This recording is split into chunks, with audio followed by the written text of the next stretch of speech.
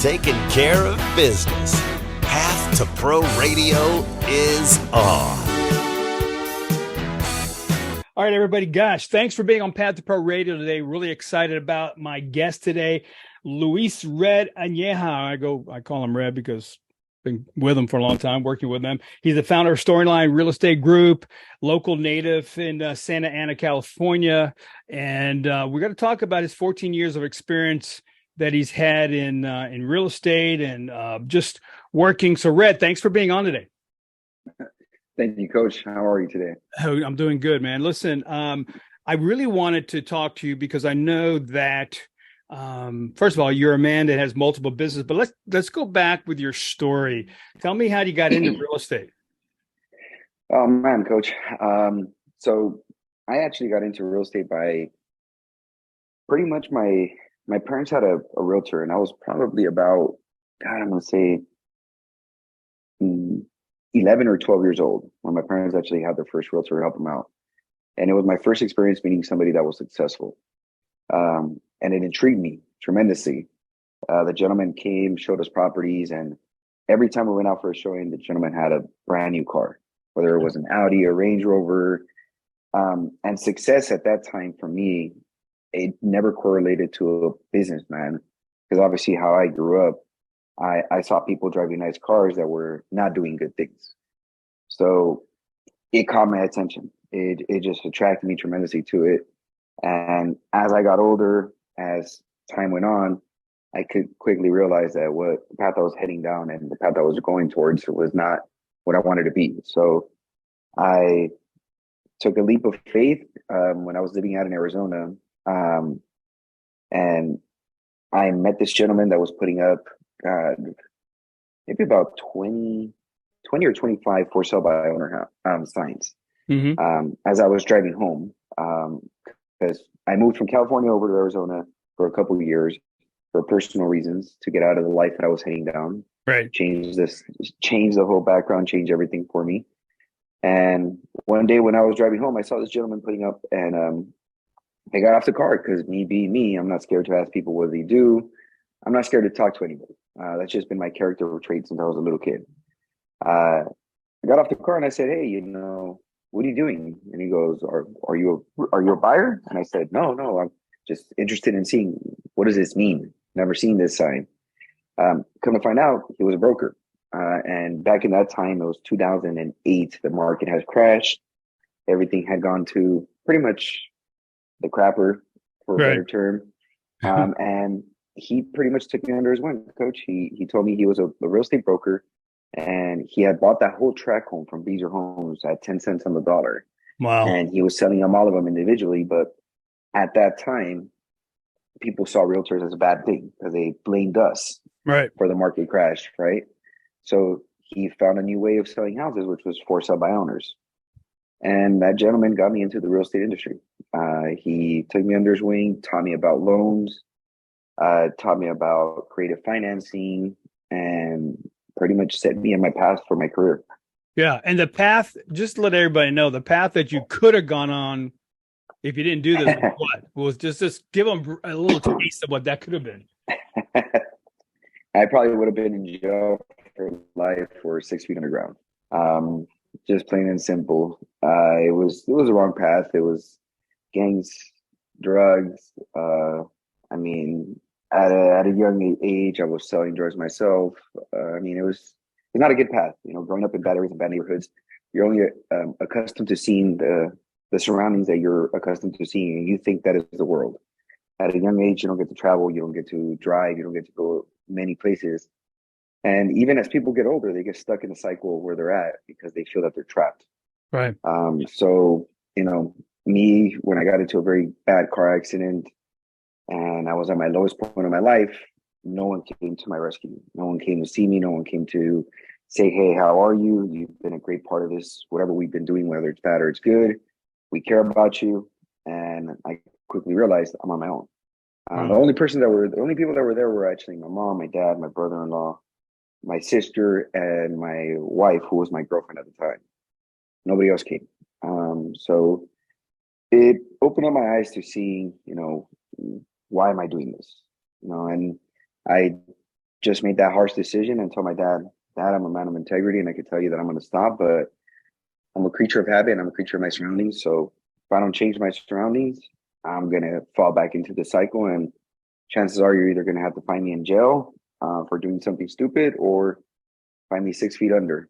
Right. And And I this is left. reality. This is not like you're making up. I mean, this is, you've seen them, them who have actually went that wrong way and are not living now or still out there, right? Yeah. Yeah. I came back and I lasted about 6 years in Arizona.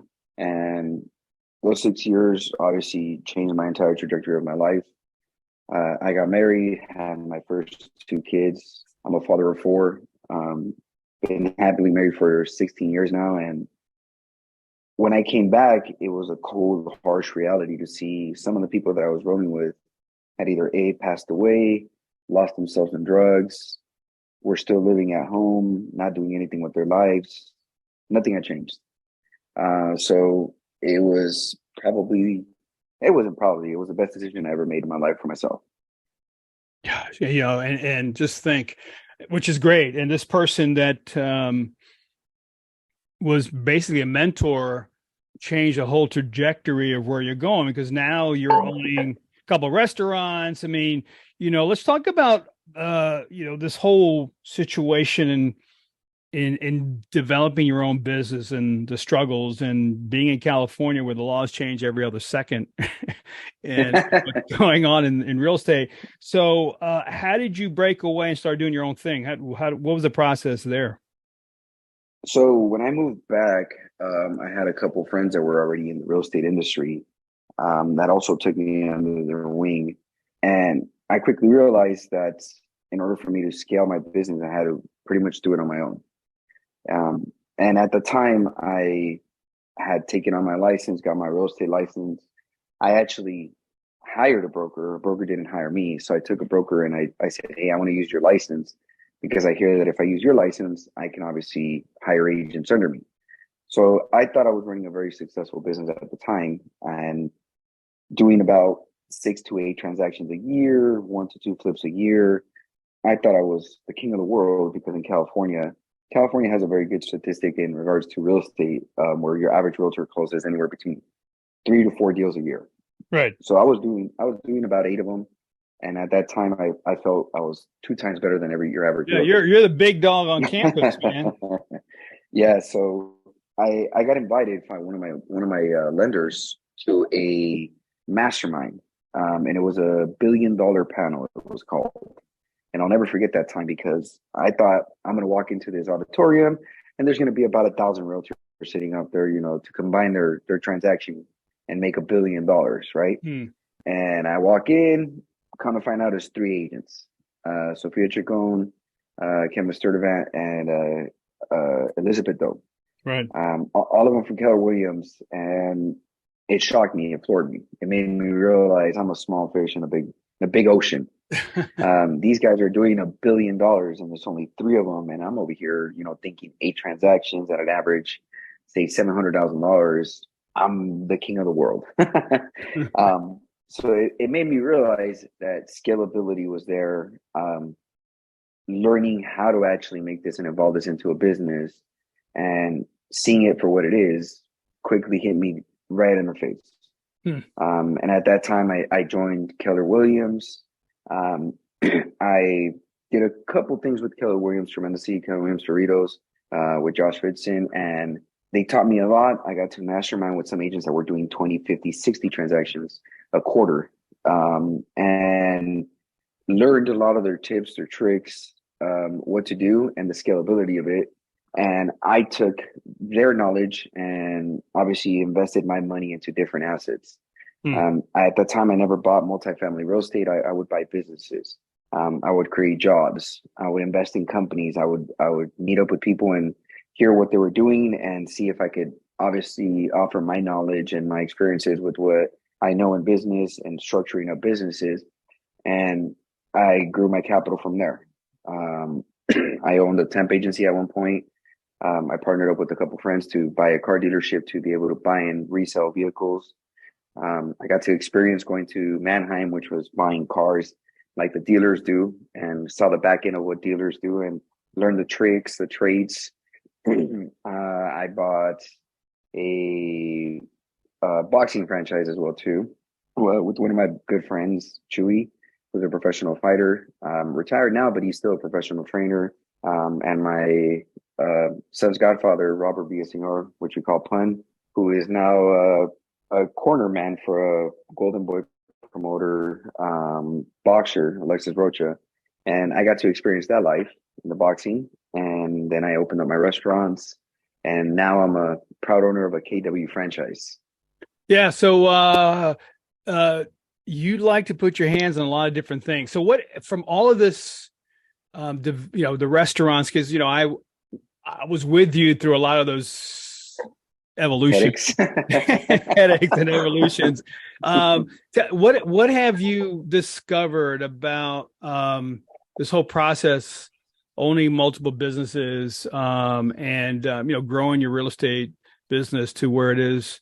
Because you started working with investors too, a lot too, which is, that's not easy for everybody to do. What have you figured out from all this experience that you've been having? What I figured out is hiring smarter. And I've learned this tremendously from you all the time. When I started with your coaching, it was a headache. It was a cluster of all kinds of problems coming from all kinds of directions. And the analogy that you gave me, it always sticks in my head. It was like too many planes trying to land in the same runway. I am the runaway. I have so many businesses trying to come my way. How do I spread myself? How do I multiply myself? Right. So I started hiring, and hiring and not giving myself my job back, and being able to promote and create opportunities for other people that were smarter in the fields of whatever industry I was actually investing in. Because I was lost at the same time. And what I discovered was I was trying to figure everything out and run everything myself, which again, at a certain point sounds logical. And when you don't have any experience and you don't have anybody to reference this from, it sounds like you're doing the right thing. Right. But in essence, you're only bogging yourself down and eating up your time and actually doing the things that are not producing you any kind of income to be able to level up and invest more. Right. So I started buying back my time. Realistically, what we talk about all the time. Yeah. Being able to actually focus in on the activities that are going to produce me the maximum yield return for what I'm good at and what I'm great at. And then obviously hiring for people what they're great at to be able to excel and grow my businesses in which I'm investing in. And that's hard to do sometimes, to let go like that, isn't it? It's extremely hard, Coach. It's extremely hard because as humans, we have a characteristic and a trait to be able to, if you want something done, and you get taught this all the time, if you want something done, you do it yourself. If you want something done, you do it yourself. Right. And that mentality only works for a very small period of time. And it's only going to get you only to a certain level of success, right? Because no matter what, at a certain point, everything seems to be working. And for me, until I hired you, everything I thought was working, right? I didn't see the holes. I didn't see the patches. I didn't see the writing on the wall. I just saw success, growth, success, growth, success, growth, success, growth, or what I perceived as success and growth. Quickly realized that when things started falling and the foundation wasn't set right, things became very chaotic in my life. And I started realizing that I could potentially lose my opportunity. I could lose my entire investment portfolio. So understanding that you have to be able to delegate, you have to be able to replicate yourself, hire with the intention that you're hiring the right person. You're not just putting up a sign that says hiring now, and the first person that knocks on the door, you're just going to give them the opportunity just because they showed up. You have to be very strategic. You have to be very meticulous about who you're going to hire, what you're going to hire them for, what position you're going to give them in your company, and be quick to let them go. If they're a cancer in the company, if they're a cancer in the business, you have to understand that your business is your number one lifeline. Emotions, feelings, compassion, no. Success, it's not an easy pill to swallow. And you have to be, sometimes they call it heartless, but you have to be strategic with the moves that you're going to make in order for you to grow. And you were hard. talk about strategic. Remember the days, and I want to bring this up because you had partners that you had to have strategic conversations with also, which is Oh interesting. yeah. Not just the employees, you had to talk to your partners in a way to give you back your life because, I know that family is important to you too. Oh yeah, tremendously, coach. I mean, when I thought I was successful when I was running the business by myself, um, I didn't realize in hindsight, I didn't realize what I was actually leaving behind. So my first two kids that were born, I pretty much could tell you I didn't experience anything with them. I didn't experience some of the walking. I didn't experience some of them, having their potty training, tying their shoes. A lot of those things I didn't experience. And I thought I was sacrificing the right things to be able to provide a better lifestyle for them. But that wasn't the case. And I have an amazing relationship with my wife. She's very supportive. I wouldn't be where I'm at if it wasn't for my wife as well. But truthfully, so I didn't realize that I was not being present in their life. And that's a huge part of my life. I think it's very, very important because my dad did everything he could, work, strongest working man that I know. And he provided for us an amazing lifestyle. He provided for us what he could with the job that he had and the opportunities that were presented to him. But he was always present, and he was always there to talk to me. He was always there to tuck me in bed. He was always there to at the dinner table, and I remember that clearly that we would always eat dinner together as a family, us four, my sister, my mom, and my dad. And to me, I lost sight of that because I thought I was diving straight into success. And I thought I was doing the right thing by being so invested and so tied up. And, if I'm busy, I'm successful. If I'm busy, I'm successful. And if I got to get home at 9 o'clock in the morning, that means I'm successful. And people correlate that with success. And that's not the case. So to me, I wanted to be able to now get home at an earlier time. And that's the one thing that we talked about the most, coach. And I remember we talked about this in the beginning. I want to get home earlier. I want to be there for my younger two, and we have two more kids and I've experienced so much with them. I finished the season with my son and I was his coach. I was part of the coaching team for his baseball season. It's so amazing, coach. It's so amazing because in essence, I was there and I remember one game I did miss, and it was for a particular incident that happened at one of the restaurants. And life's going to happen, things are not rainbows and unicorns, but you fix them as best as they can. And I remember that next day, my son was very sad. And he's like, Dad, I was stressed and I couldn't swing because you weren't there. And I was like, wow, the power of us being there is so huge. Yeah, and that hits you right in the heart, doesn't it? Amazing. Hits you right. Oh, yeah, it does. It does. So to me, it was just very important for me to be able to level up and not focus so much on just saying that I'm doing it. Like, and you know this about me, coach. I hate accolades. To me, rewards and being the number one agent in your office and all that stuff, it drowns you and it focuses you on the wrong things. It makes you feel like you've accomplished it all. And success doesn't give a shit about you. I mean, once that day is done, you're now the loser of the office. Why do you think this, though? You're done.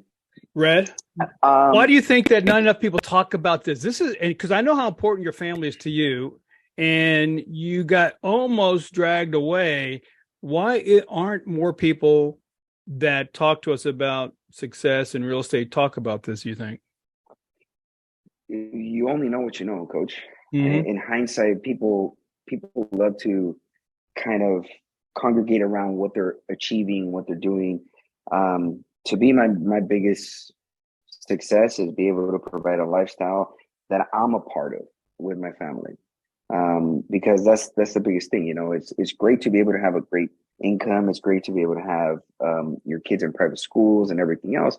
But if you can't be present for their events, if you can't be present for the things that they're doing, are you really providing them what they need? Because you're not there. You're not there as a family, as a cluster, as a unit.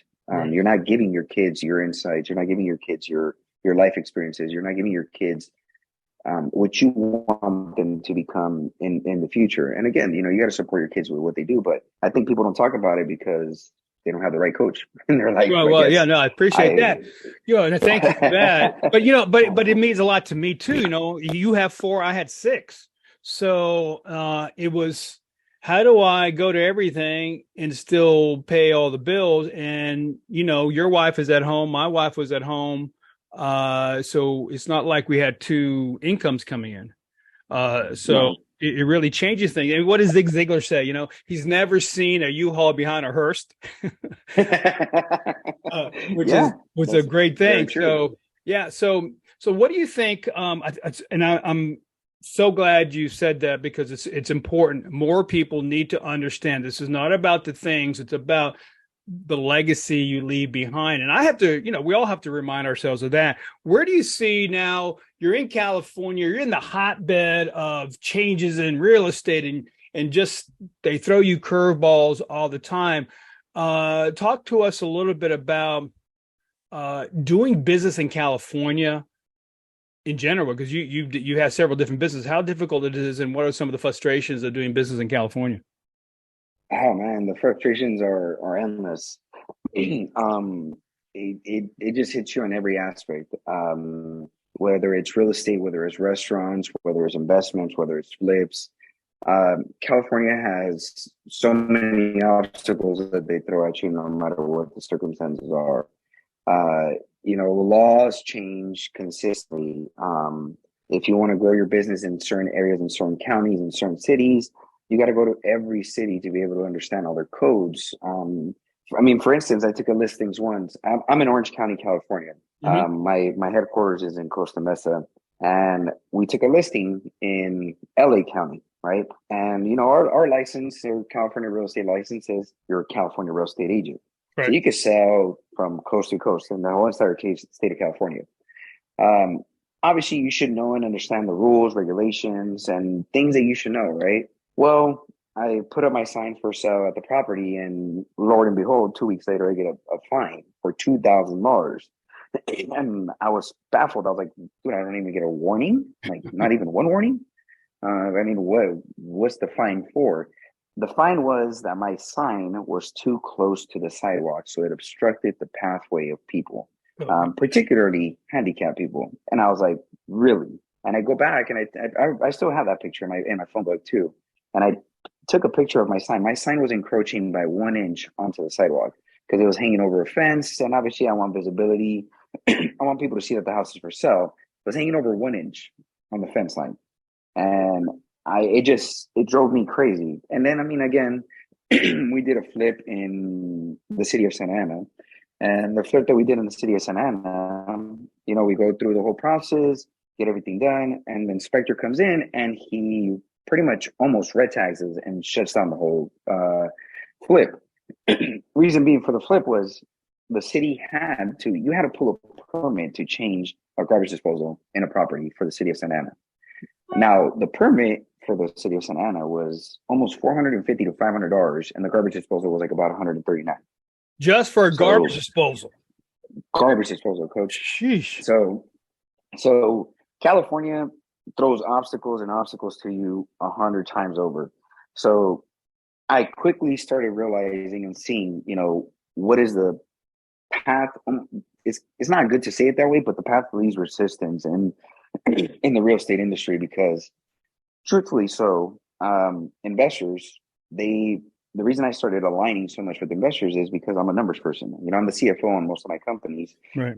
because I love numbers. I love what I do. And, I was in loans, so I understand loans. I understand returns on investments, ROI, cap rates, the whole 9 yards. And it's easier for me to conversate and just have simple outlines and analysis on investments. With investors, it was super easy, because they have the group, they have the capital, they have the know if whether this is not going to be a good trade or not, and they're just buying cash. So again, loans change tremendously all the time. In California, regulations for loans, Cal have for loans, interest rates are volatile throughout the whole entire process. But truthfully, Orange County, we live in a bubble.